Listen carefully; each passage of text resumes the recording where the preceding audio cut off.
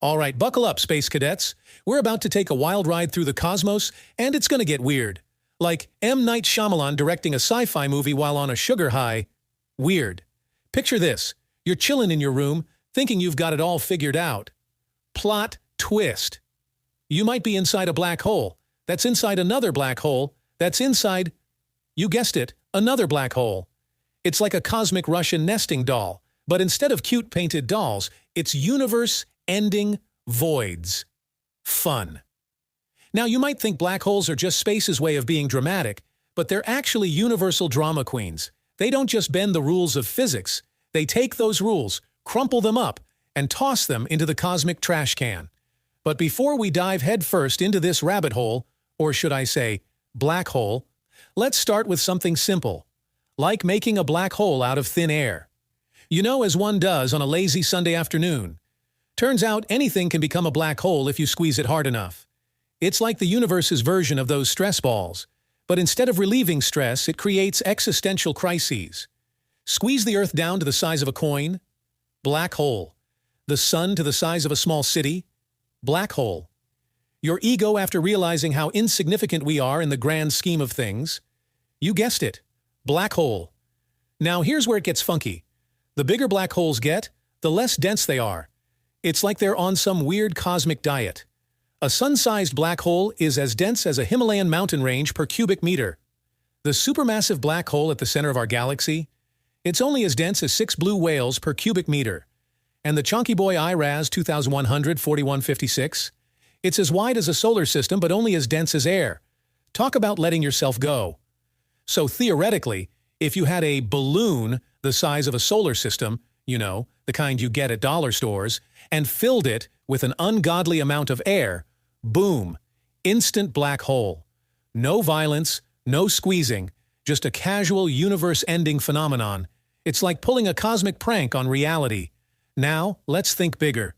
What if we made a black hole the size of the universe? Spoiler alert, we might already be living in one. If you take all the stuff in the observable universe and spread it out evenly, it's about as dense as 5 hydrogen atoms per cubic meter. That's some ultra-thin cosmic air right there. And guess what? That's more than enough to create a black hole 10 times larger than the observable universe. Mind blown. But wait, there's a catch. Our universe is expanding, which is not very black hole-like behavior. It's like the universe is trying to ghost us. So what gives? Well, buckle up, because we're about to take a swan dive into a black hole. Don't worry, we're only doing this metaphorically. I hope. Inside a black hole, everything you think you know about space and time goes out the window. Space becomes infinite, but time becomes finite. It's like the ultimate good news, bad news scenario. You can walk forever in one direction, but your time is running out. Eventually, space starts to change, stretching in one direction and shrinking in others. It's like the universe is playing with silly putty, and we're all along for the ride. In the end, everything collapses into a singularity. But plot twist, this might not be the end. This collapse looks suspiciously like the Big Crunch theory for the end of our universe. And if there's a big crunch, there might be a big bounce. Imagine the universe as a giant cosmic rubber ball. Squeeze it too much, and it might just bounce back, creating a whole new universe inside the black hole. So, are we living in a black hole universe that's part of another universe that's also a black hole? Is it black holes all the way down? Is the cosmos just a never-ending series of universe inception? It's enough to make your brain feel like it's been put through a cosmic blender. But wait, there's more. If universes can create black holes that create new universes, we've got ourselves a cosmic family tree. And just like any family, there might be some variations. Some universes might be great at making stars and black holes, while others might be cosmic duds. It's like natural selection, but for entire universes. Darwin would be so proud.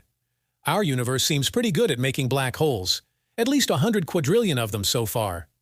So maybe our universe won the cosmic lottery, with just the right physics to make tons of black holes, and coincidentally, the conditions for life.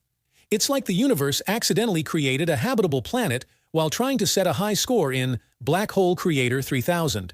So, are we really living in a black hole universe? Is there an infinite cascade of universes out there? The truth is, we don't know. These ideas are more speculative than a cryptocurrency investor on a caffeine high. But isn't it amazing that we can even think about these mind-bending concepts? In the end, whether we're in a black hole or not, one thing's for sure: the universe is a wild, weird, and wonderful place. And hey, if new universes are being created constantly, maybe we'll get to do this all over again in the next cosmic cycle. Here's hoping the next universe has better Wi-Fi.